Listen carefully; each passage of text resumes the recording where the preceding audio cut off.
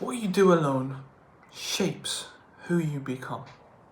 The person you become isn't built when everyone is watching. It's built in quiet moments, when you're alone, tired, bored, when you're frustrated, and no one would know what you chose.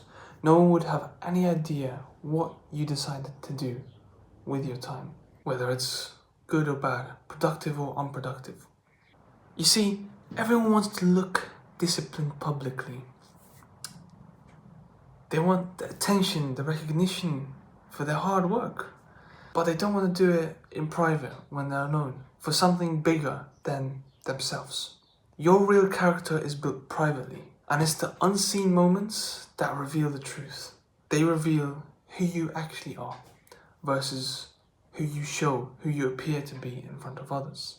It's whether you waste time or do the small task that you've been putting off. It's whether you keep the promises that you make, because they define your own trust in yourself.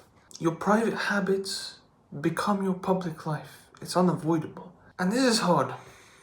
When nobody is watching, there's no applause. No one's clapping for you for your little wins. No one praises you for resisting temptations. And yet, that's what defines you. Those choices define you the most, more than anything that you do in front of people or anything that people could ever praise you for. It's the anvil for your body and your mind. It's where you battle phone addiction, lust, procrastination. It's where you battle late nights. Late nights. Just think about that. How often you just keep pushing back your bedtime, which is such a simple thing.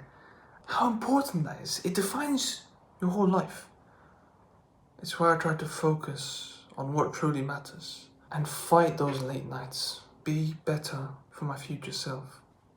And if you look at all of this from an angle of faith, God sees exactly the things that people don't see. God sees you building yourself. Not in front of others, but in front of Him. The unseen choices still matter. Faith isn't only public worship, it's daily obedience. When you actually put your faith into practice. And self-denial is a big part. It's when you deny yourself for others and for God. Because that's when it's real, that's when it's true. And it's not the validation of men you should seek, it's the validation of the one who watches, your Creator. And discipline is not about ego, it's about stewardship. It's about being a steward of the earth, in service of everything and everyone around you. These choices are what forms you.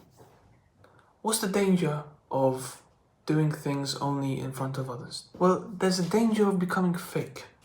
There's a gap between the version of you that people see and the version of you when you're alone.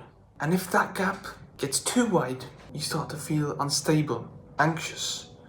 But peace comes when the private life and the public image start coming together. They start merging. And this is what integrity is. It means you're one person, not two separate people in two different scenarios. So if you feel like that gap is too wide, here's what you can do. The first thing is keep one private promise to yourself daily. For example, you can pray for 5 minutes, clean your space, read one page of a book that you've been putting off, train your body or train a new skill. Avoid one bad habit. Whatever it may be that you feel is slowing you down, set it off to the side. Now the second thing is to remove one weakness you have in private. Don't try to fix everything, just one thing. For example, instead of scrolling for 30 minutes, you could take that time to reflect or wind down for an earlier bedtime. It might not be easy, but it is simple. So don't make it too complicated. And the third thing is do the work before talking about it. Don't tell everyone what you're going to do before even starting it or before even finishing it. You don't need to announce your transformation to others. You need to live it quietly. And once you live your transformation, it's inevitable that it's going to show itself to others. So these are the 3 things I can personally recommend. And if you try these, if you commit, you will see a change.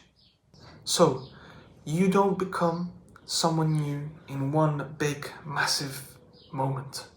You become someone new through the choices nobody sees, through the small building blocks you place every single day, consistently. That has the biggest return on investment, the biggest value. So pay attention to who you are when you're alone and build that version of yourself to the best it can possibly be, because that person is quietly becoming your future.